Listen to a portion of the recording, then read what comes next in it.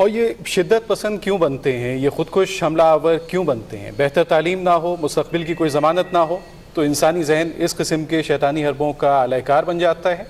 اس کو اگر پہلے سے پلاننگ کی جائے تو پاکستان کی جو یوتھ ہے, جو پاکستان کا فیوچر ہے, جس سے قائد اعظم کی بھی توقعات تھیں اور اس وقت کی تمام سیاسی قیادت بھی انہیں فوکس کر رہی ہے, اس یوتھ کی گائیڈنس بین الاقوامی سطح پر انہیں کن اسکلز کے ساتھ جانا چاہیے, اس امپورٹنٹ ایشو پر ایک شخصیت ہمارے ساتھ موجود ہیں جو کام کر رہی ہیں, بین الاقوامی سطح پر پاکستان کا نام روشن کر رہے ہیں. جناب مسعود صاحب, آپ چیف ایگزیکٹو آفیسر ہیں ایس ایم ایڈوائزری گروپ کے.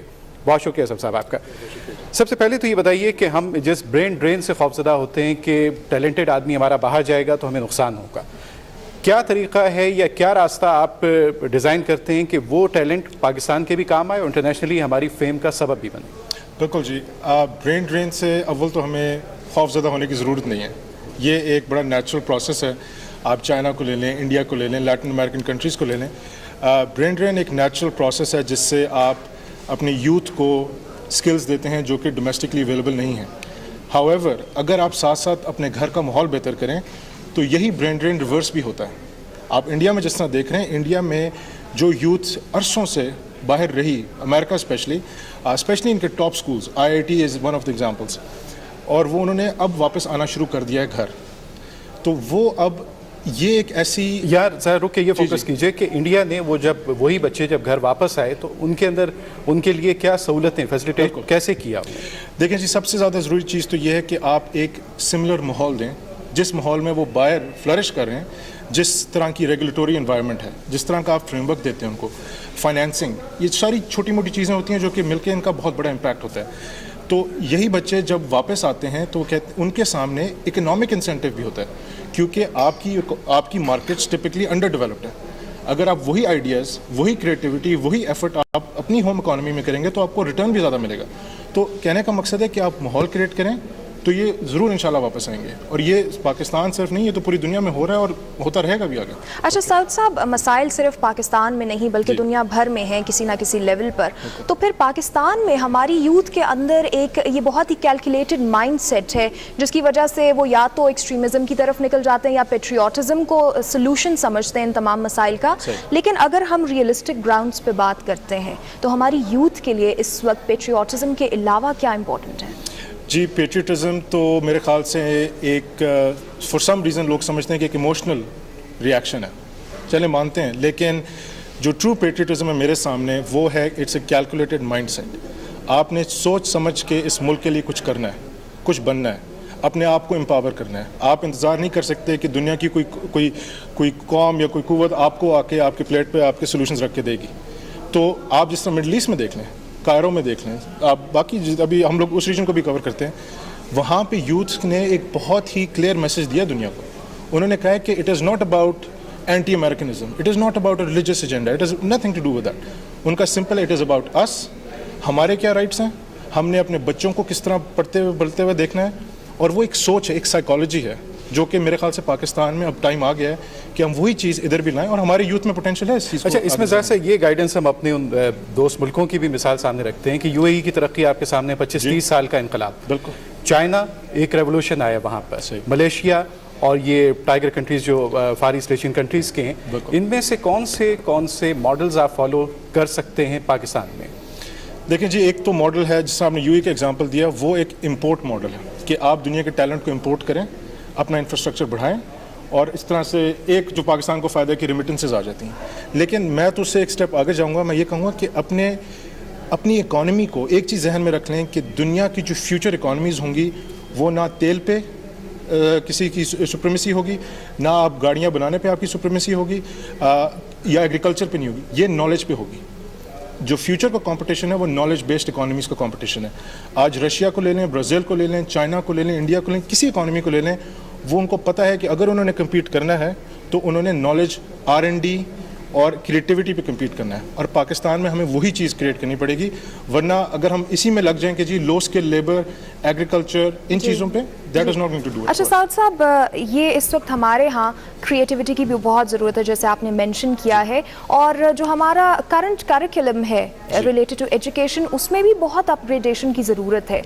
ایک تو آپ مجھے اس بات کا جواب دیجیے, جیسے آپ نے کہا کہ پاکستان کے مطابق اس وقت جو پاکستان کا سچویشن ہے اس کے لحاظ سے کس طرح سے ہمیں آگے بڑھنا ہے ان پرابلمز اور چیلنجز کو سامنے رکھتے ہوئے, اور دوسرا یہ بتائیے کہ جب ایجوکیشن ریفارمز ہماری اس وقت ضرورت ہے, آپ نے کہا نالج کے اوپر بیس کر رہا ہے, یہ جو فیوچر کی بات آپ نے کی ہے, یہ اب سے کتنے عرصے بعد تک یہ راج ہوگا نالج کا؟ صحیح. آپ میں اس کو اس طرح آنسر کرتا ہوں. آپ آج سعودی عربیہ کو لے لیں. سعودی عربیہ میں اس وقت ایک کرائسس ہے, ایجوکیشن کرائسس ہے. ہم تو سب فوکس کرتے ہیں کہ سب پاکستان میں سارے ایشوز ہیں. سعودی عربیہ میں ایشو ہے کہ ان کے جو بچوں کی ایجوکیشنل سکلز ہیں وہ مارکیٹیبل نہیں ہیں. اب وہ کہتے ہیں کہ ہم اسکول میں جاتے ہیں, پڑھتے ہیں, نکلتے ہیں, ہم اپنے محلے میں نوکری ڈھونڈنا مسئلہ ہے, تو باہر جانا تو دور کی بات ہے. تو جو میں پہلی تو چیز یہ بولوں گا کہ آپ کے کریکولم میں وہ چیز ہو جو مارکیٹیبل ہو. دنیا ایوالو کریے, آپ دنیا کے ساتھ ایوالو کریں, ورنہ آپ تو ہمیشہ دوسروں کے محتاج رہیں گے. جس طرح یو ای کا میں نے آپ کو مینشن کیا کہ وہ امپورٹ کرتے ہیں ٹیلنٹ, آپ کو امپورٹ کرنے کی ضرورت نہیں ہوگی. اگر آپ کے لوگوں میں یہ شعور ہے, یہ آپ کی ایک ایڈوانس اسکل سیٹ ہے, تو ان کو تو نہ باہر جانے کی ضرورت ہے, آپ سارے یہاں پہ. پلس آپ نے ایک کریٹ کرنا ہے انٹرپرینیورل کلچر. یہاں پہ آپ نے ایک بندہ جس نے اپنی خود ایک نوکری سٹارٹ کرنی ہے, خود ایک جاب لگانی ہے, اس کو آپ سپورٹ کریں. جتنی امریکہ نے فلرش کیا ہے بیسڈ آن انٹرپرینیورشپ, وہ شاید ہی کسی کنٹری نے کیا. اور امریکہ کا جو سب سے بڑا ایز این ادر ایگزامپل, ان کا ایڈوانٹیج یہ رہا ہے کہ انہوں نے دنیا کے ٹاپ برینس کو انہوں نے امپورٹ کیا, اور انہوں نے انفارمیشن ٹیکنالوجی پہ ایج لے لی. اب آگے دنیا کدھر جائے گی, وہ کہتے ہیں E T, which is energy technology, جدھر چائنا ایفرٹ کر رہا ہے. اور ان چائنا نے سوچا ہوا ہے کہ اگلے 20-30-40 سال میں وی ول ٹیک دا لیڈ. اب آپ کا آنسر ہے اس میں. نہیں, I was just saying کہ it will probably is a multi-decade process. China کا بھی جس طرح آپ نے تذکرہ کیا, تو پاکستان میں ہمیں, میرا اور آپ کا شاید یہ دکھ ہوگا کہ ہم اپنی جیو اسٹریٹجک پوزیشن جس کے بہت سارے ایڈوانٹیجز ہیں, اسے ہم اس طرح ایکسپلور نہیں کر سکے. انرجی کے شعبے میں تھوڑی سی بات کریں گے کہ پاکستان میں جتنے ریسورسز ہیں اس کی ٹیکنالوجی کس طرح اڈاپٹ کی جائے کہ ہم یہ 18 گھنٹے کی لوڈ شیڈنگ سے کم از کم نکل سکیں. دیکھیں جی, میرے سامنے تو اٹس ویری اسٹریٹ فارورڈ کہ پاکستان کے جو انرجی مسائل ہیں, for Pakistan to become self sufficient, آپ کے انفراسٹرکچر کی ضرورت ہے. آپ ڈیمز لگائیں, آپ کی انرجی کی پرابلمز وہیں سے سالو ہونی شروع ہو جاتی ہیں. پلس آپ کو جو ڈیفیسٹ ہے, جو بجٹ ڈیفیسٹ ہے, a big portion of that is energy. آپ کو آئل پہ ڈپینڈنس کرنے کی ضرورت نہیں ہے اتنی. آج آپ مڈل ایسٹ کا انریسٹ دیکھ لیں, پہلے آئل 80 پہ تھا, اب 100-150 پہ جا رہا ہے, کچھ کہتے ہیں 200 پہ جائے گا. آپ کیوں محتاج ہیں باقی فورن مارکیٹ ٹرینڈ سے؟ آپ سیلف سفیشینٹ بنیں. تو energy is one major sector جس میں Pakistan has to invest, and it is high time. I think we are past that time, but we have to do something about it today. اچھا, آج بھی energy conference میں مختلف concepts discuss ہوئے, اور یہ بات ہوئی کہ پاکستان میں رینیویبل انرجی کے اور آلٹرنیٹ انرجیز پر بات کی جائے. بہت آسان ہمیں نظر آتا ہے کہ پاکستان میں ونڈ پاور بھی ہم اس کو بھی یوٹیلائز کر سکتے ہیں, اس کے ساتھ ہائیڈل تو بیسک ہماری چیز ہے, لیکن اس کے ساتھ اگر پاکستان میں سولر ٹیکنالوجی کا مؤثر استعمال کیا جائے تو آپ سمجھتے ہیں کہ یہ ہمارے لیے زیادہ سوٹ کرتے ہیں؟ آئی تھنک جی کمبینیشن ہی ہوگا. پاکستان میں کوئی, you will not have just one solution. اس وقت جو پرسیپشن جو ہے انویسٹر کی پرسیپشن یہ ہے کہ اپرچونیٹیز بہت ساری, آپ کے پاس کوریڈورز بھی ہیں, آپ کے پاس ونڈ کوریڈورز بھی ہیں تاکہ ونڈ پاور کو بھی آپ یوز کر سکتے ہیں, لیکن ایک انرجی کمٹمنٹ ہونی چاہیے, ایک انرجی اسٹریٹجی ہونی چاہیے جو کہ صرف اگلے 5 مہینے کی نہیں ہے, وہ اگلے 50 سال کے لیے, جس سے چائنا میں ہو رہا ہے. چائنا اس وقت انویسٹ کر رہا ہے without expecting a return in the next year. They are seeing کہ جی ہم سب سے بڑے کنزیومر بننے جا رہے ہیں انرجی کے, ہم نے اپنے لیے انویسٹ کرنا ہے تاکہ ہم سیلف ریلائنٹ ہوں, not on the out side forces. Okay. اچھا سعود صاحب, یہ بتائیے کہ اس وقت جیسے پاکستان کی اگر ہم ہسٹری کو دیکھتے ہیں, کیونکہ اس وقت جو تمام کرنٹ مسائل ہیں وہ آج یا کل کے نہیں ہیں, کافی سالوں کی ہسٹری ہے, تو اس میں ہماری جیسے یوتھ کی بات ہم کر رہے ہیں, ہمارے پاس سیلف ڈسکوری کا ٹائم کچھ زیادہ نہیں ہے. تو ایسے حالات میں چیلنجز بالکل سامنے ہیں, تو ہم اپنے آپ کو کس طرح ڈسکور کریں ایز اے نیشن بھی؟ دیکھیں جی, یوتھ کے لیے میرے خیال سے سب سے بڑا ایک جو میں ان کو کہوں گا, یوتھ ایک ایسی امیزنگ ریسورس ہے. آئل آپ کا ختم ہو جاتا ہے, لیکن ایک آپ کی جو ہیومن ریسورس ہے وہ تو چلتی رہتی ہے. یوتھ کی جو کریٹیوٹی ہے, جو ان کی انرجی ہے, جو انتھیوزیازم ہے, اور موسٹ امپورٹنٹلی جو ان کی آبجیکٹیوٹی ہے کہ جب یہ سچ کو سچ اور غلط کو غلط بولتے ہیں, تو یہ this is the ability which has a premium, اور دے آر فلیکسیبل. اگر کوئی چیز غلط ہوتی ہے تو یہ دے اڈیپٹ ٹو اٹ. سو میرے کہنے کا جو میرا میسیج ہے ٹو دی یوتھ وہ یہی ہے کہ آپ کو نظر آتا ہے کہ there is a lot of nervousness, there is a lot of tension, there is a lot of lack of clarity ہے, لیکن آپ پلیز کسی کا انتظار نہ کریں. آپ یہ نہ کہیں کہ جی جب کرپشن 0 پہ چلی جائے گی اور انسٹیٹیوشنس کی ایفیشنسی 100% پہ چلی جائے گی تب ہم کچھ کرنا شروع کریں گے. یہ فیوچر آپ کا ہے. آپ آج 20 سال کے ہو, آپ کے 60-70 سال آگے اس کنٹری میں ہوں گے. سب سے بڑے اسٹیک ہولڈرز آپ ہو. آپ نے فیوچر اپنا ڈیسائیڈ کرنا ہے, تو آپ ایکٹیویزم کرو, کنسٹرکٹیو ایکٹیویزم. اچھا سعد صاحب, اس کنسٹرکٹیو ایکٹیویزم کے لیے ابھی ہم دیکھتے ہیں کہ پاکستان کو ایک ایسے ملک کے طور پر دیکھا جاتا ہے جہاں پر ریسورسز بہت زیادہ ہیں, جہاں پر لیبر بہت زیادہ جو ہے وہ پائی جاتی ہے. وہاں پر لیبر کی بھی اگر ہم بات کریں تو انسکل لیبر زیادہ ہے جس کو سکلز کی ٹریننگ کی ضرورت ہے. اس فوکس کو ہٹا کر ہم کس طرح سے اس طرف شفٹ ہو سکتے ہیں کہ لیبر اور ریسورسز ہی نہیں بلکہ اور ایریاز بھی دیکھے جائیں انٹرنیشنل لیول پہ جہاں پر پاکستانیوں کی ان تمام سکلز کو استعمال کیا جا سکتا ہے؟ دیکھیے جی, ہم لوگوں کا چکر یہ کہ وی ہیو ٹو انڈرسٹینڈ ہمارا فورن پالیسی, ہماری ڈومیسٹک پالیسی, ہماری ایجوکیشنل پالیسی, یہ ساری policies have to be in tandem. Pakistan کا کوئی 2020 یا 2030 یا 2040 ویژن ہونا ضرور چاہیے جس میں ہم دیکھ سکیں اپنے آپ کو ایوالو کرتے ہوئے. آج بھی people are willing to make sacrifices. Youth جو ہے ادھر ان کو احساس ہے اس چیز کا. وہ ان کو پسند نہیں ہے کہ یہاں سے اٹھ کے باہر جا رہے ہیں, باہر پڑھ رہے ہیں, باہر ہی نوکریاں کر رہے ہیں. I am actually one of them, کیونکہ میں خود بھی پچھلے 15 سال سے آن اینڈ آف میں ادھر رہتا بھی ہوں, ادھر نہیں بھی رہتا. I would rather be hair.